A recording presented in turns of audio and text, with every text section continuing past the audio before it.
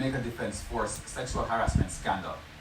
The senior officer at the center of the controversy is expected back in the country in the coming days. Now, he's been recalled from training overseas as the investigation into the matter continues. As you'll hear in this report from Carrie-Ann Simpson, the Chief of Defense Staff has broken her silence on the issue. In a recorded message sent to the media, Chief of Defense Staff Rear Admiral Antoinette Weeds Gorman was adamant that sexual harassment will not be tolerated in the JDF. The sexual harassment prevention policy was crafted during my tenure as Force Executive Officer in 2018. The current situation, involving multiple reports against the accused, is an indication that service members recognize that I am serious about any breaches against the sexual harassment prevention or any other policy. According to the JDF's sexual harassment policy, any form of sexual harassment, be it verbal, non-verbal, physical, written, visual, or graphic, is unacceptable conduct. It also speaks to severe punishment for those in breach. It further states that while unwanted or unsolicited touching, patting, pinching, grabbing, etc. are often the most obvious forms of sexual offenses against a person, the policy recognizes the danger of less obvious forms of sexual aggravation, like sexual suggestive comments, looks, messages, etc. According to the JDF policy, in suspected cases of sexual harassment, an investigation is launched. It says, depending on the magnitude of the case, the commander will ask the appropriate superior authority to appoint an investigation officer to carry out an inquiry. In this case, it's reported that 16 female soldiers have filed complaints against the senior army man at the center of the sexual assault saga. The complainants will be treated with respect, the information will remain confidential, and opportunities to victimize or mismanage the information will not be tolerated. I'm urging anyone that has information about this case or any other breach against any service member or JDF policy to come forward. The process only works efficiently with formal reports. It's left to be seen how long the investigation will take, but the JDF sexual harassment policy speaks to how offenders are dealt with. It says as a minimum they undergo counseling. However, commanders have the full range of administrative actions available to them to deal with offenders, including adverse performance evaluations, administrative withholding privileges, rehabilitative transfer to another unit, or summary trial by ordinary court-martial. The JDF says it also actively engages its members in sexual harassment and familiarization training seminars aimed at reducing such incidents. Carrie-Ann Simpson, TVJ News. Life is still not back to normal in Cocoa Peace, Clarendon, over 4 months after the family of 5 was brutally murdered. Dwayne Anderson spoke with the overseer of the house where the incident happened and entered the dwelling for the first time. This small house used to be a comfortable home for a rural Clarendon family, but now the house is empty, isolated, and an object of fear for the superstitious. It is where Roshane Barnett murdered Kemisha Wright and her 4 children.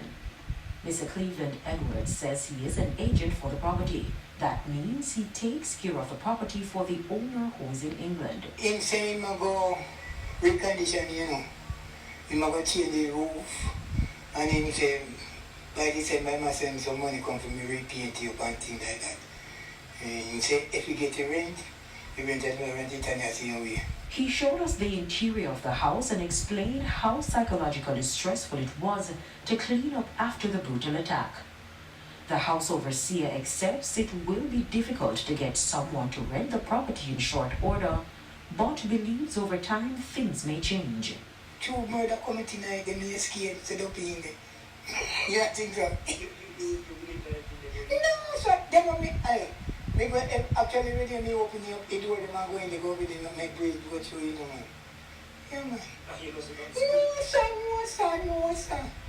Mr. Cleveland said Kemisha was a good tenant and her children were very polite. He said the family did not deserve to die the way they did. Very diligent girl. She was really a nice young lady. Yeah, man. I mean, the grief were her passing. I don't believe the way she passed, it really due to her. Yes, no, I don't think so. I don't think so. I think that boy is a very cruel murderer.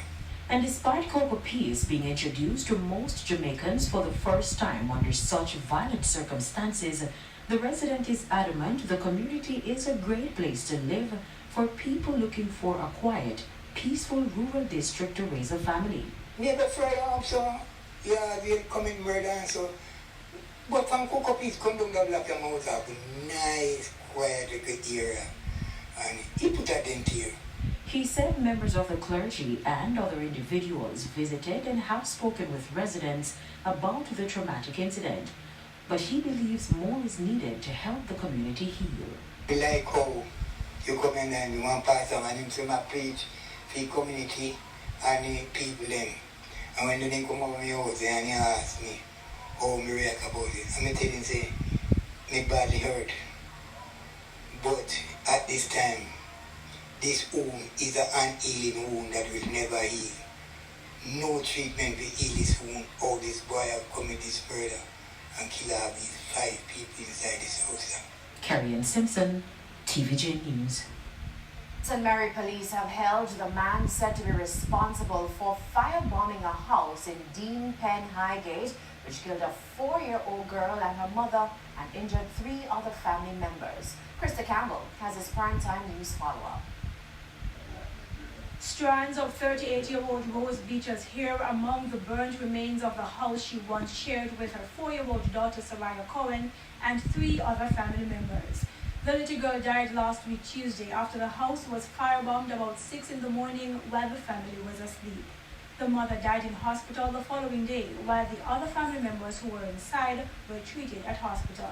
Errol Beecher says he tried to help save the family. When she caught fire, and I bust the door and come around here, I seen a big ball of fire.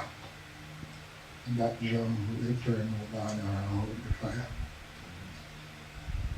So at that time, I tried to rescue the baby, but the fire was more than roses full of fire. I couldn't get inside there. He pointed to the burnt barrel he used to try and put out the blaze before getting Miss Beecher to police, who rushed her to hospital. Before she died, relatives say she told them who carried out the attack. A week later, police made an arrest.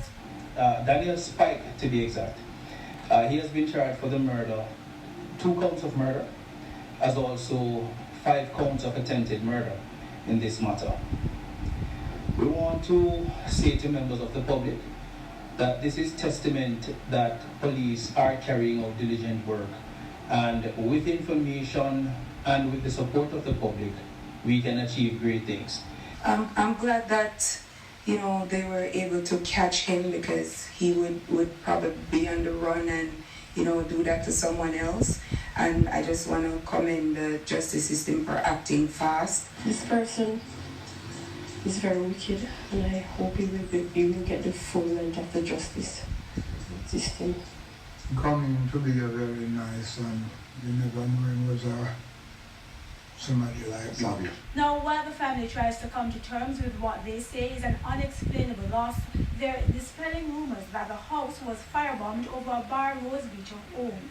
They're saying that that's the justification why he killed my sister and my niece. And that's what they're running with on the internet. I would like that to stop.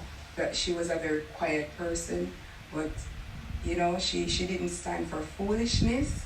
And if something was not working out, she's that kind of woman who is strong.